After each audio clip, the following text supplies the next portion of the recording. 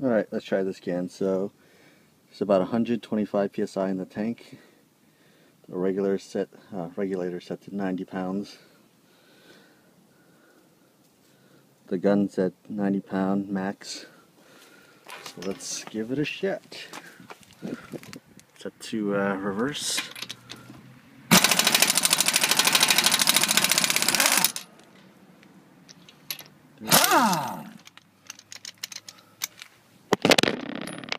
There it goes.